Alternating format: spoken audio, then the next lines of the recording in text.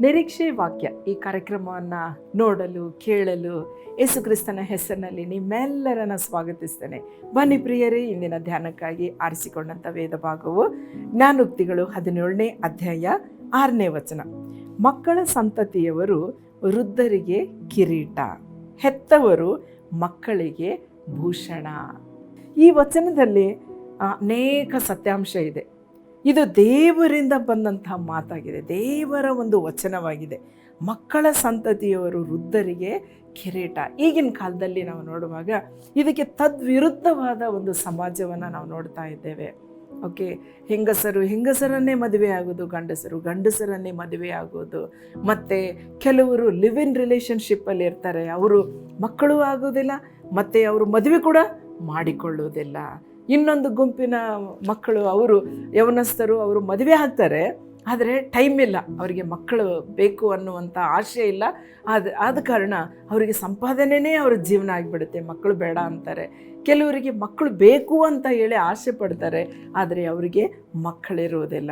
ಇನ್ನೊಂದು ಗುಂಪಿನ ಜನರಿಗೆ ದೇವ್ರ ಮಕ್ಕಳು ಕೊಟ್ಟಿರ್ತಾನೆ, ಆದರೆ ಅವ್ರ ಜೊತೆಯಲ್ಲಿ ಸಮಯ ಕಳೆಯಕ್ಕೆ ಆಗದೆ ಅವರು ಎಲ್ಲೋ ಬೇರೆ ಒಬ್ಬ ವ್ಯಕ್ತಿಯ ಕೈಯಲ್ಲಿ ಆ ಮಕ್ಕಳನ್ನು ಬೆಳೆಸೋಕ್ಕೆ ಬಿಟ್ಬಿಟ್ಟಿರ್ತಾರೆ.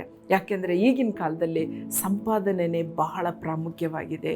ಆದ ಕಾರಣ ಪ್ರಿಯರೇ, ಈಗಿನ ಒಂದು ಕುಟುಂಬಗಳನ್ನ ನಾವು ನೋಡುವಾಗ ಬೇಗನೆ ಮಕ್ಕಳ ಮತ್ತು ತಂದೆ ತಾಯಿಗಳ ಮಧ್ಯದಲ್ಲಿ ಪರಸ್ಪರ ಅನ್ಯೋನ್ಯತೆಯನ್ನು ನಾವು ಕಾಣ್ತಾ ಇಲ್ಲ. ನಾವು ಕೆಲವು ವರ್ಷಗಳ ಹಿಂದೆ, ನಾವು ಚಿಕ್ಕವರಿರುವಾಗ ನಾವು ಎಲ್ಲರೂ ಕೂತ್ಕೊಂಡು ಊಟ ಮಾಡ್ತಾ ಇದ್ದೀವಿ, ಎಲ್ಲರೂ ಕೂತ್ಕೊಂಡು ಪ್ರೇಯರ್ ಮಾಡ್ತಾ ಇದ್ದೀವಿ, ಎಲ್ಲರೂ ಕೂತ್ಕೊಂಡು ಆಟ ಆಡ್ತಾ ಇದ್ದೀವಿ. ಒಂದು ಕುಟುಂಬ ಅಂತಂದರೆ ನಮ್ಮ ಅಜ್ಜ, ಅಜ್ಜಿ, ಆಮೇಲೆ ತಂದೆ ತಾಯಿ, ನಾವು ಮಕ್ಕಳು, ಚಿಕ್ಕಪ್ಪ, ದೊಡ್ಡಪ್ಪ, ಒಂದು ದೊಡ್ಡ ಪರಿವಾರ, ನಾವೆಲ್ಲ ಒಂದೇ ಕಡೆ ಇರುವಂಥದ್ದು ಎಷ್ಟು ಸೊಗಸಾಗಿರುವಂಥ ಜೀವನ. ಈಗಿನ ಕಾಲದಲ್ಲಿ ನಾವು ನೋಡುವಾಗ ತಂದೆ ತಾಯಿಗಳು ಕೂಡ ಮಕ್ಕಳ ಜೊತೆಯಲ್ಲಿ ಇರಬೇಕು ಅಂತ ಆಸೆ ಪಡುವುದಿಲ್ಲ. ಅವ್ರು ಏನು ಮಾಡ್ತಾರೆ, ಮಕ್ಕಳು ಚೆನ್ನಾಗಿ ಓದಿ ಅಮೇರಿಕಕ್ಕೆ ಹೋಗಬೇಕು, ಇಲ್ಲಾಂದರೆ ಸಿಂಗಾಪುರ್ಗೆ ಹೋಗಬೇಕು, ಇಲ್ಲಾಂದರೆ ಆಸ್ಟ್ರೇಲಿಯಾಕ್ಕೆ ಹೋಗಬೇಕು, ಎಲ್ಲ ತಂದೆ ತಾಯಿಗಳು ಪ್ರೋತ್ಸಾಹ ಮಾಡುವುದು ಮಕ್ಕಳಿಗೆ. ಎಲ್ಲೇ ಅಂದರೆ ಬೇರೆ ಬೇರೆ ದೇಶಕ್ಕೆ ಹೋಗ್ರಿ. ಆಮೇಲೆ ತಂದೆ ತಾಯಿಗಳ ಮನೆ ಖಾಲಿಯಾಗಿರ್ತದೆ, ವಯಸ್ಸಾಗಿರುವಂಥ ಅಜ್ಜಿಗೆ ಮಕ್ಕಳು ಇರಲ್ಲ, ಮೊಮ್ಮಕ್ಕಳು ಇರಲ್ಲ. ಆದ ಕಾರಣ ಪ್ರಿಯರೇ, ದೇವರು ಕೊಟ್ಟಿರುವಂಥ ಈ ವಚನ ಅದು ಬಹಳ ಪ್ರಾಮುಖ್ಯವಾಗಿದೆ. ನಮ್ಮ ಜೀವನ ಆಯುಷ್ಯ ಎಷ್ಟು ಹೇಳಿ, 70-80 ಅಷ್ಟರವರೆಗೂ ಕೂಡ ತುಂಬ ಜನ ಬದುಕ್ತಾ ಇಲ್ಲ, ಅದಕ್ಕಿಂತ ಮುಂಚೆನೇ ಹೋಗ್ತಾ ಇದ್ದಾರೆ.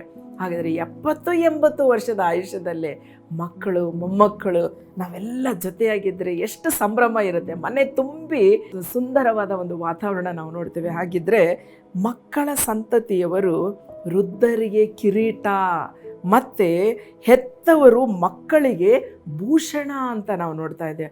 ನನ್ನ ಪ್ರಿಯರೇ, ಮಕ್ಕಳು ದೇವರಿಂದ ಕೊಟ್ಟಿರುವಂಥ ಹೆರಿಟೇಜ್, ಅದು ದೇವರಿಂದ ಬರುವಂಥ ಒಂದು ಸ್ವಾಸ್ಥ್ಯ ಎಂಬುದಾಗಿ ನಾವು ನೋಡ್ತೇವೆ. ಈ ಲೋಕದಲ್ಲಿ ನಾವು ಎಷ್ಟೇ ಸಂಪಾದನೆ ಮಾಡಿದರೂ ನಾವು ಪರಲೋಕಕ್ಕೆ ಏನೂ ತಗೊಂಡೋಗಲ್ಲ, ಆದರೆ ಪರಲೋಕಕ್ಕೆ ನಾವು ಏನು ತಗೊಂಡೋಗ್ಬೋದು, ನಮ್ಮ ಮಕ್ಕಳನ್ನು, ನಮ್ಮ ಮೊಮ್ಮಕ್ಕಳನ್ನು ಪರಲೋಕಕ್ಕೆ ನಾವು ತಗೊಂಡೋಗ್ಬೋದು.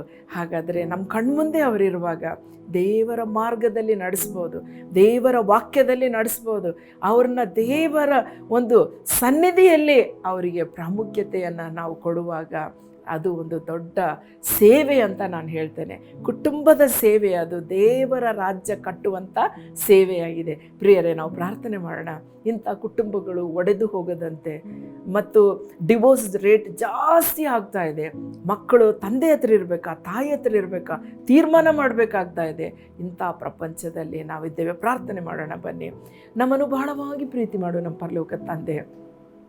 ಹೌದು ರಾಜ, ನಿನ್ನ ವಾಕ್ಯ ಎಷ್ಟು ಶ್ರೇಷ್ಠವಾದ ವಾಕ್ಯ ರಾಜ.